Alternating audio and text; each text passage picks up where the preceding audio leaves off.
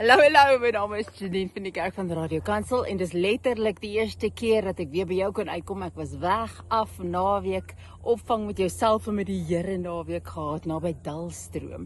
Ons huisie was reg langs 'n dam en dan sien jy die son opkom en die son gaan sak en dis sielvind sake. Ons was in die berge gewees en ons het net gaan rondloop en daai oopte. Voel soms soos the sound of music en jy wil begin jodel. Maar dit is goeie tye gewees. My so laat dink aan Romeine 1:20. Daar staan, want sy onsigbare dinge kan van die skepping van die wêreld af in sy werke verstaan en duidelik gesien word, naamlik sy ewige krag en goddelikheid, van die ander vertaling sê sy karakter, sodat niemand hulle kan verontskuldig nie.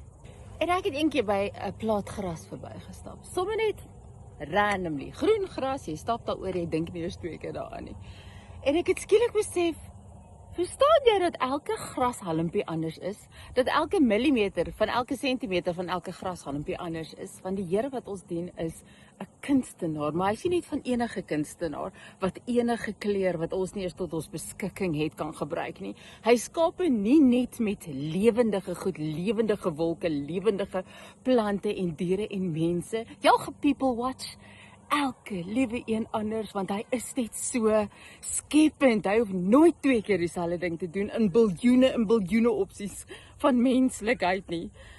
En dan daai skrif wat vir jou sê, terug by die plaat gras, dat elke grashalmpie is 'n openbaring van hom. Dis wat Romeine 1:20 sê. Dit sê dat hy het alles wat hy geskaap het, doelbewus so geskaap het dat dit 'n openbaring is van hom, van sy kunstigheid, van sy uniekheid, van sy skepende lus. Jy weet dat hy altyd lus is om iets splinternuuts te doen en dat hy iets skep vir ons om te ontdek en dat dit sy smaak is. Daai grashalmpie is sy smaak. Jy is sy smaak. Geen kunstenaar skep iets wat nie sy smaak is nie.